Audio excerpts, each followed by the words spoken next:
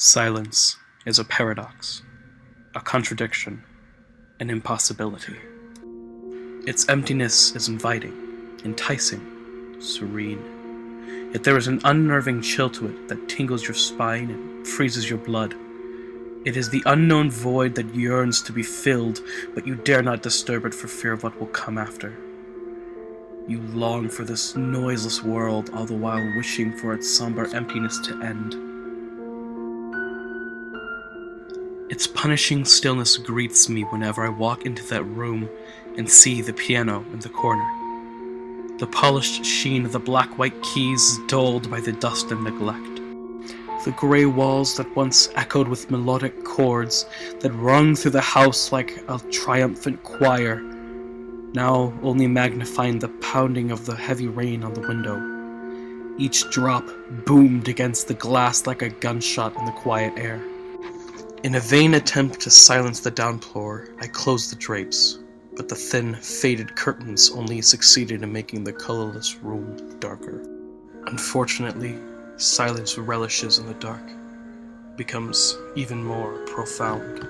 The maddening insanity of this quiet began to creep into my frame, and I grew restless and anxious. I took to pacing the room in a mindless pattern, my soft footsteps on the dark wood floor echoing through the room, joining the cacophony of the rain, but offering only a temporary relief from the stillness. My gaze fluttered across the peeling gray walls, falling on old family portraits and headshots, and then to the piano. From the floor back to the piano. No matter where I looked, the black Hamlin loomed in the corner. I turned away from its dusty frame, refusing to succumb to the urges that washed over me. My fingers ached with the memories of long ago when they used to dance across the keys with all the grace of a Russian ballerina. I smoothed out a piece of the decaying wallpaper. The crinkling noise reminded me of the crisp sound of turning a page of sheet music. Hands balled into fists, I sunk to the floor, anger and sorrow rising in my heart. My head buzzed as though it were a nest of angry hornets. I knew exactly what could quell the storm of memories and images raging inside my head. But I refused to act upon these emotions. I could not, would not comply. My eyes scanned the room to locate some form of distraction to lose myself in, but they lingered on the dusty white keys only a few feet away. My mind began to rend itself in two, one half screaming at me to indulge my desires to play, the other yelling at me to walk away. It was like a bloody civil war engaged inside the tight spaces of my fragile mind. Soon the fight was over, and the victor became clear as I found myself at the cushioned bench in front of me. Trembling, my fingers stretched toward the keys and began their familiar dance.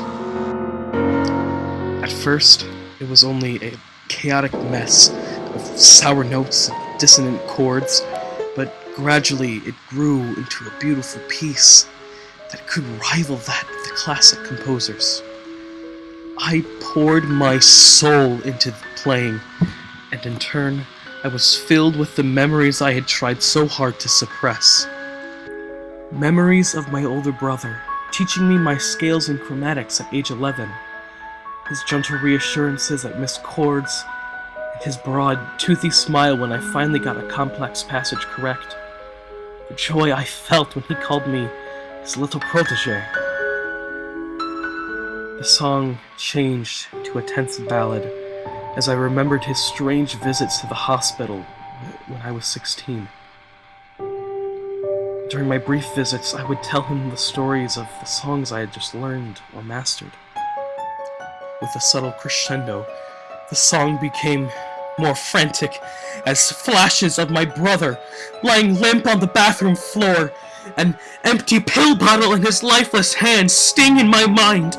The screams of my frantic cries to the emergency operator still seemed to hang in the air.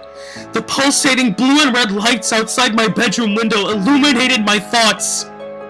The silence in the room seemed to return as my notes turned into a somber elegy of misery, all while images of the funeral ran across my mind. My brother's tidy body lying inside a mahogany coffin, the crowd of family and friends who came to pay their final respects and say one last goodbye to my brother. I remember the cries of my mother as they lowered my brother's body into the grave as a local minister gave an epitaph. I remembered refusing to leave his grave and being the last one to leave the cemetery, staying until it was time to close. The music came to a pounding halt that echoed across the grey room. Silence once again dominated my enclosure.